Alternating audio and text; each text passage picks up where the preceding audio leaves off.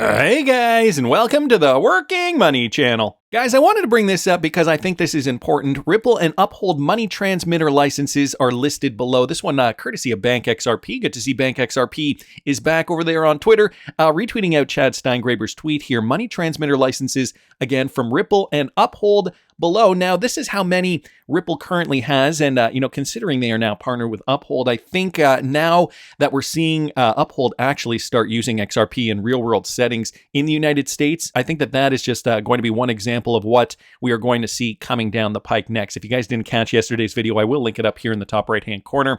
So the states include Alabama, Alaska, Arizona, Arkansas, Colorado, Delaware, District of Columbia, Georgia, Idaho, Illinois, Iowa, Kansas, Kentucky, Louisiana, Maine, Maryland, Michigan, Minnesota, Mississippi, Missouri, Nebraska, Nevada, New Hampshire, New Mexico, North Dakota, Ohio, Oklahoma, Oregon, Pennsylvania, Puerto Rico, Rhode Island, South Carolina, South Dakota, Utah, Vermont, West Virginia, and Wisconsin. And you guys can see here some are money transmitter licenses. Some also have some other stipulations attached to them.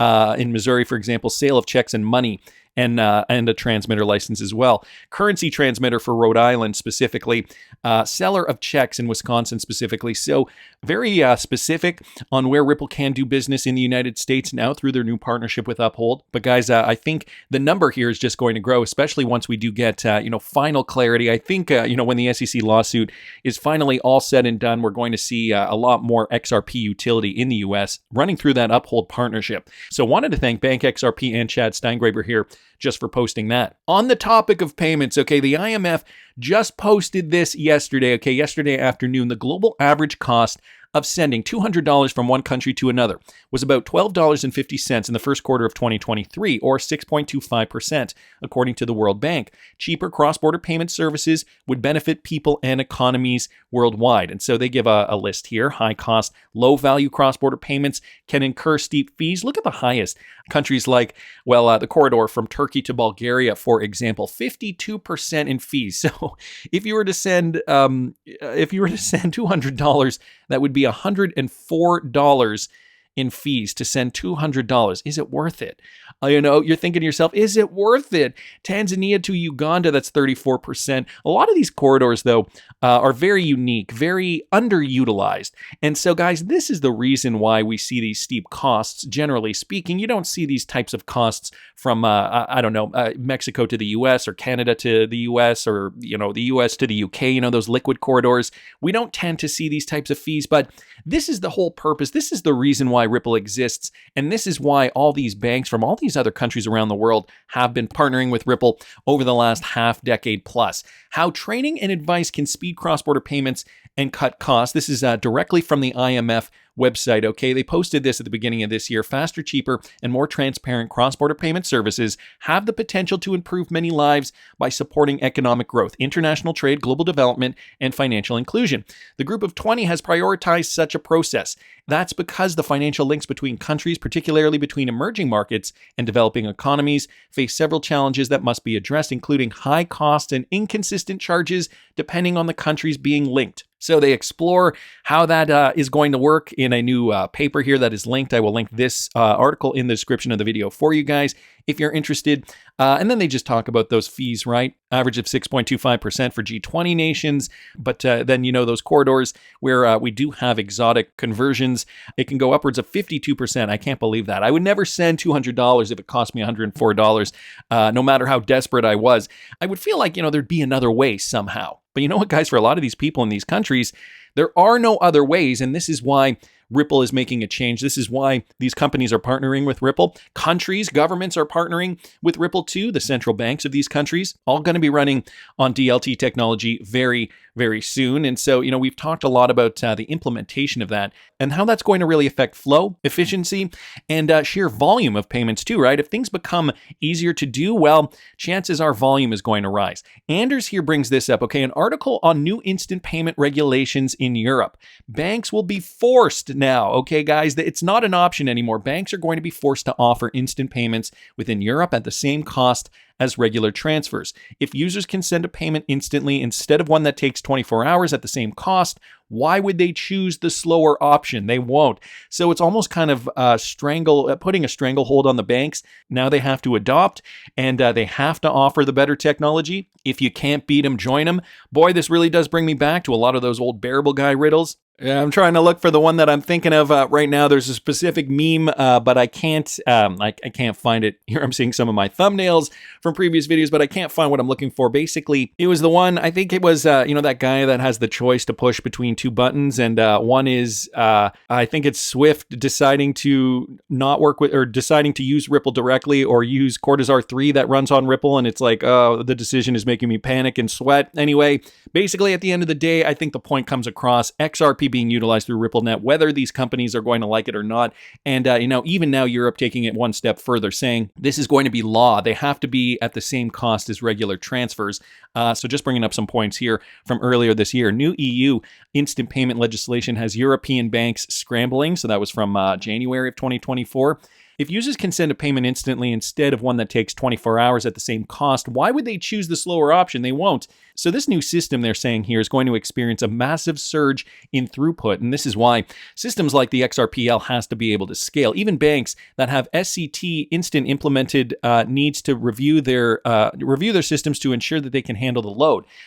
So points to the SEPA payments. Banks had 6 years to implement SEPA instant payments. Many did not.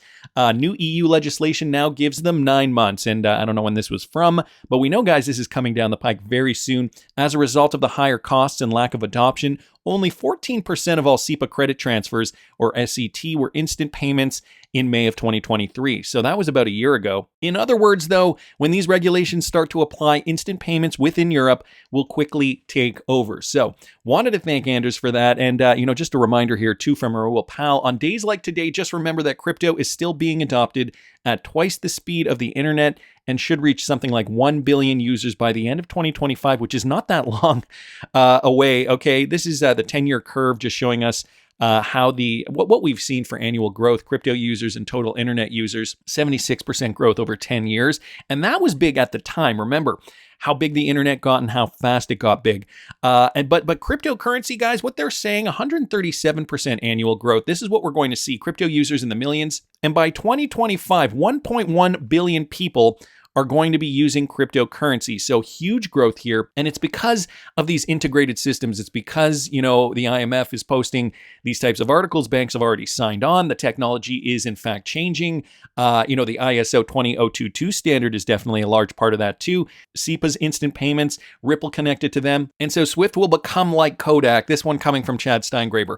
They will be around, but will just be another transfer service. The new QR code-based system will bypass them. So this is just another article that I found here. Japan and the Asian region to integrate QR code payments by 2025. This move aims to simplify spending between these countries, eliminating the hassle of exchanging currency. So again, on DLT technology, especially for tourists, said the METI representative, noting ongoing discussions with governments and central banks of various countries, including those of Southeast Asia. So we know Southeast Asia is already very, very well versed in cryptocurrencies, the new technology, DLT, and a lot of those countries are already partnered with Ripple. The Cashless Promotion Council is speeding up the process by establishing a payment system that connects domestic and international services, expected to be finished by 2024. Currently, QR code payment services are offered by various businesses in Japan, like PayPal and Rakuten Pay. However, users can only pay online for registered services. The new system aims to address this limitation, enabling customers to pay for any service as usual. In 2022, 5 Asian countries, Singapore, Indonesia, Thailand, Malaysia, and the Philippines signed a memorandum of understanding on payment integration and initiated cooperations in various fields. So there you guys have it.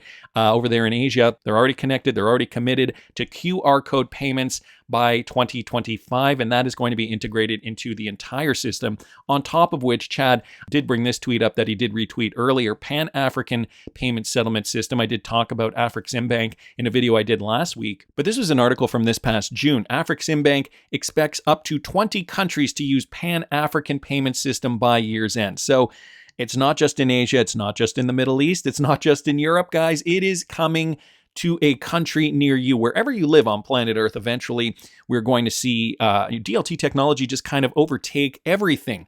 As many as 20 countries may be part of a Pan-African payment system by the end of the year. African Import Bank, or Afreximbank, President Benedict Durama said the bank expects the Pan-African payment and settlement system to have between 15 and 20 countries participating by that time. The Financial Times reported so far 9 countries have signed on to start commercial operations with the PAPS. According to the report, PAPSS currently uses US dollar exchange rates, but Afreximbank is working with central banks to develop another mechanism that would allow trade among African nations in their own currency. So exactly what Vladimir Putin was saying in that Tucker Carlson interview, guys. Russia and China are now more and more using their own currencies to trade. It is now up to 36%, I think he was saying, whereas a few years ago it was down, 14%. The US dollar has been that big factor. US dollar dominance is now going down because these BRICS countries are realizing too, right? DLT technology exists. Let's use a platform like RippleNet. And, even if one of those countries does use RippleNet and another one doesn't, they're all interoperable. So XRP is going to be utilized at some point down the line. In this case, the growth of the PAPSS aims to reduce barriers to international trade on the continent at the time when less than 1/5 of Africans' exports go to another country within the region, with the remainder going outside the continent, according to the report.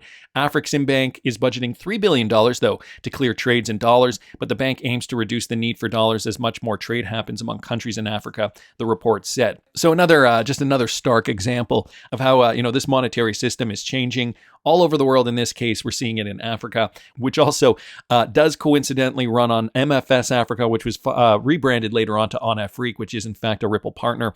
So a large part of the continent is also running on Ripple in that capacity as well. And so, when we talk about these larger concept ideas, ISO 20022 comes to mind, doesn't it? Anders here bringing this up, okay? This is why ISO 20022 is important, and it's an older post from Bob Way, a former Ripple employee. Worth to post again. Bob Way, former Ripple employee on ISO 20022. But just for clarity, ISO 20022 is way bigger than you might think at first. The reason this ISO 20022 transition is extremely helpful to Ripple's bank sales team is this means that every bank is now required to implement new technology. So, you guys seeing it? Bob Way was saying this way back in the day, and now considering we have this European instant payments now have to be at the exact same cost as regular payments, you can see why this ISO 20022 integration process is so important and why it's going to behoove banks to finally decide to adopt. So Anders here posted this on his Instagram. I cannot expand this anymore, so I'm going to try to punch in and read this to you guys to the best of my capabilities. Hope my eyes are good. I'm not sure I can add a lot of insight there. I'm sure things have changed a lot, Bob Way did say, from back in early 23. But this, I think, was an original conversation that he was having back in 2019, if I'm not mistaken. But just for clarity, ISO 20022 is way bigger than you might think at first. It replaces the previous SWIFT standards, MT and MX, and adds a lot of other things. The reason this 20022 transition is extremely helpful to Ripple's bank sales team is this means that every bank is required to implement new technology. Banks hate to change an already working process. Change can introduce new problems, which means bankers get fired. Number 3, this is the number one reason most bank integrations don't happen. Now, system development is expensive and risky. Mistakes can generate bank losses or fines. Bankers get fired. The person you are negotiating with must 1, have a production budget, 2, development budget, and 3, risk appetite. Number 4, with a mandatory ISO 20022 change happening though, the person you are negotiating with only needs to have the production budget. Money for development has already been allocated elsewhere. Nobody gets fired for following a mandate. That makes the sale a much easier lift for Ripple. I'm sorry, I'm reading this very, very small letters on my screen. I have punched it in post, so hopefully it looks a lot clearer for you guys. Number 5, that being said, bank software sales is still a hard process, especially with the SEC suit still adding FUD to the process. This is when the SEC lawsuit was still going on. But now that has been lifted too, guys, we're likely going to see a lot more of this implementation occur quicker. But even if banks wait for settlement, their ISO 20022 upgrade system becomes much easier for Ripple to integrate with them. Number 6, the biggest impact is going to be that even smaller banks are going to be upgrading their systems. That creates a much larger pool of ODL compatible banks. Smaller banks get the most benefit from ODL. It lets them cut the larger correspondent banks out of their flow and cost. And guys, this is exactly what Ripple has set out to do: democratize payments, allow the smaller banks to compete with the bigger banks. And to me, it looks like it's all falling in line. So the ISO 20022 deadline, I think all the banks around the world have to be implemented by next year, if I'm not mistaken. But we're already seeing continents like Europe pushing these payments. In other areas of the world too, they're pushing quick settlement systems, like for example, the Japan and Asian region, to implement these QR code payments by 2025. And guys, it'll only be a matter of time before this happens in the United States. I think the real world utility is going to kick in. Hey, Coinbase said it. If you guys didn't catch the video I did this morning, I will link it up here in the top right-hand corner.